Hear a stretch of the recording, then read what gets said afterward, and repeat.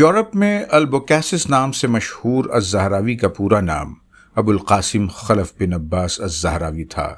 آپ کی پیدائش سن 936 عیسوی میں اندلس کے شہر قرطبہ کے مغربی نواح میں واقع بستی مدینۃ الزہرا میں ہوئی۔ اس بستی سے نسبت کی بنیاد پر ہی آپ سارے عالم میں الزہراوی کے نام سے مشہور ہوئے۔ مسلم اسپین میں مدینۃ الزہرا نامی بستی سیاسی اور نفسیاتی مقاصد کے تحت اندلس کے مسلم حکمراں عبد الرحمن سوم الناصر کے حکم پر بسائی گئی تھی۔ یہاں عبد الرحمن سوم کا قصر الزہرا نامی محل بھی تھا۔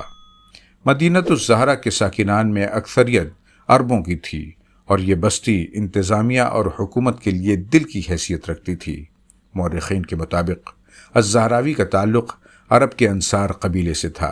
اسی بنیاد پر بعض مورخین الزہراوی کے نام کے ساتھ انصاری بھی لکھتے ہیں۔ بنو امیہ کے دور میں اسپین یا اندلس کی مملکت اسلامیہ میں شمولیت کے بعد الزہراوی کے اجداد حجاز سے ہجرت کرتے ہوئے اسپین میں آباد ہو گئے تھے۔ مدینۃ الزہرا میں روایتی ابتدائی تعلیم کے بعد الزہراوی نے اعلیٰ تعلیم کے لیے قرطبہ کا رخ کیا، جو اس وقت تک دنیا میں علم و ثقافت کا ایک اہم مرکز بن چکا تھا۔ خلیفہ الحکم ثانی کی سرپرستی میں پروان چڑھنے والی لائبریریاں، مساجد اور درسگاہیں قرطبہ کو ایک متمدن شہر میں تبدیل کر چکی تھیں۔ قرطبہ کا علم پرور ماحول الزہراوی کے حق میں مفید ثابت ہوا۔ یہاں آپ نے فن طب میں کامیاب تجربات کرتے ہوئے شہرت حاصل کی اور جلد ہی الزہراوی کے کارنامے حکمراں عبد الرحمن سوم الناصر تک پہنچ گئے، جو علم و ہنر کا قدرداں اور فن تعمیر کا دلداتا تھا۔ عبد الرحمن الناصر نے الزہراوی کی صلاحیتوں کو دیکھتے ہوئے آپ کو شاہی شفا خانے کا نگراں و منتظم مقرر کر دیا۔ آپ کو معلوم ہو کہ 10ویں صدی عیسوی کا وہ زمانہ علاج بالدوا کا زمانہ تھا۔ جراحت رائج تو تھی، لیکن اطباء یا طب پڑھنے والے لوگ جراحت کو سنجیدگی سے نہیں لیتے تھے۔ اس وقت جراحوں کی حیثیت وہی تھی جو موجودہ زمانے میں ہڈیاں بٹھانے والے پہلوانوں کی ہوتی ہے۔ اس دور میں قرطبہ کے شاہی شفا خانے میں تقرری کے بعد الزہراوی نے جراحت میں نئی راہیں تلاش کرنے کا آغاز کیا۔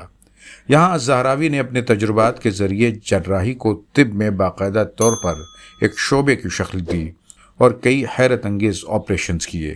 اپنے تجربات و نتائج سے الزہراوی نے دنیا کو بتایا کہ جراحی کو دوا سے مربوط کرتے ہوئے حیرت انگیز نتائج حاصل کیے جا سکتے ہیں، اور آپ نے یہ باتیں صرف ہوا میں نہیں کیں بلکہ اس کی مثالیں بھی پیش کی۔ فن جراحت یا سرجری میں الزہراوی کے کارناموں کی طویل فہرست ہے۔ آپ نے زخموں کو داغ دے کر خون کا رساؤ بند کرنے اور انہیں انفیکشن سے محفوظ رکھنے کا طریقہ متعارف کرایا، جسے جدید اصطلاح میں کیٹرائزیشن کہا جاتا ہے۔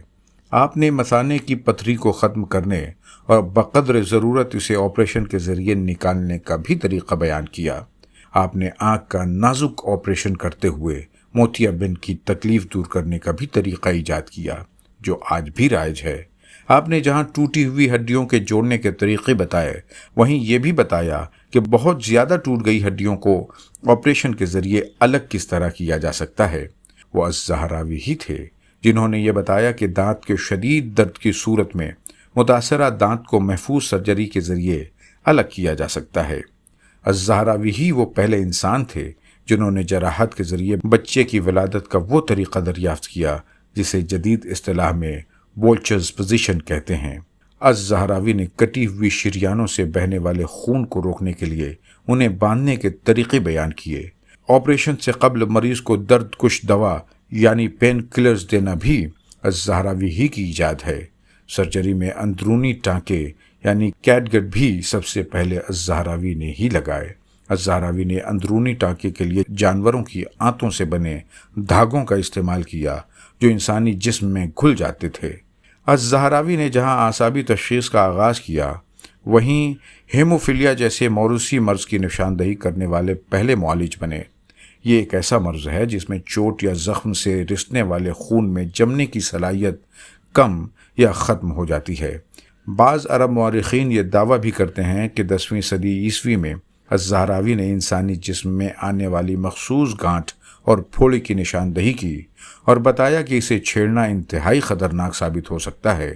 بعد میں جدید میڈیکل سائنس نے اس گانٹھ یا پھوڑے کی کینسر کے طور پر تشخیص کی۔ حیرت انگیز طور پر الزہراوی نے دنیا عرب سے زیادہ یورپ میں شہرت حاصل کی۔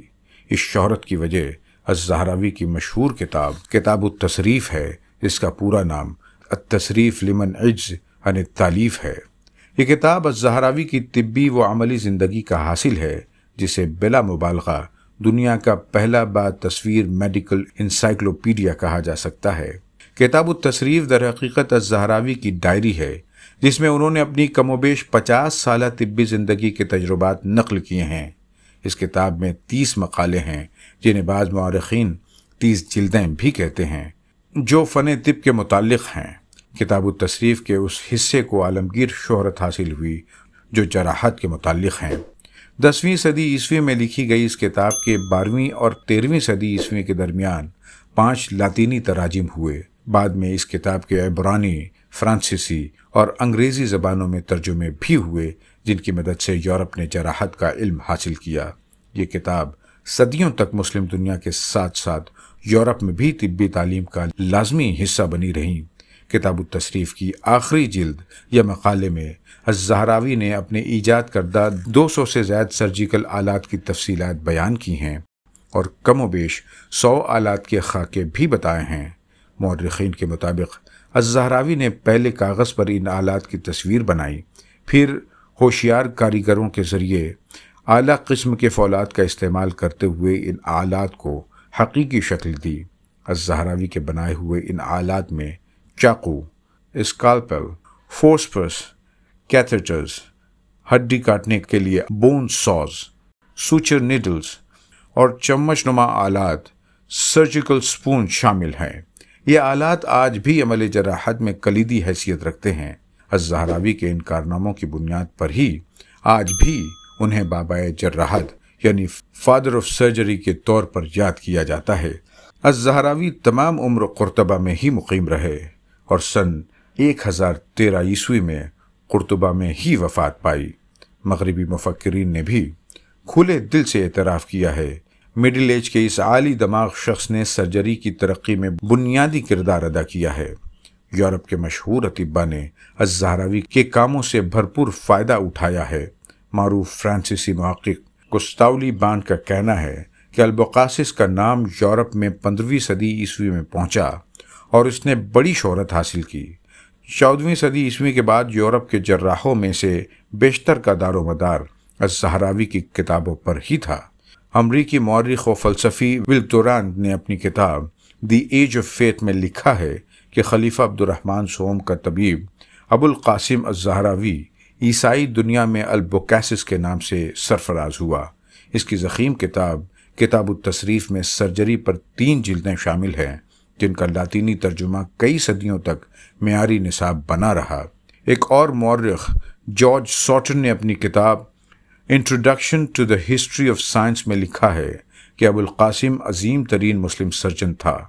انہوں نے نشأت ثانیہ یعنی رینیسانس تک یورپ کی سرجری پر گہرے اثرات چھوڑے ہیں۔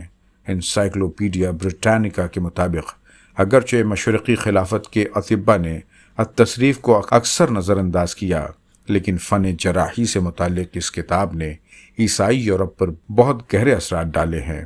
12ویں صدی میں جراڈ آف کریمونا نے اس کا لاطینی ترجمہ کیا اور یہ یورپ کی سرجری میں 500 سال تک مستند ترین کتاب کی حیثیت سے مسلم رہی، حتیٰ کہ اس کے اختصار و ایجاز کی بنیاد پر اسے جعلی نیوز کی تصنیفات پر بھی ترجیح حاصل ہے۔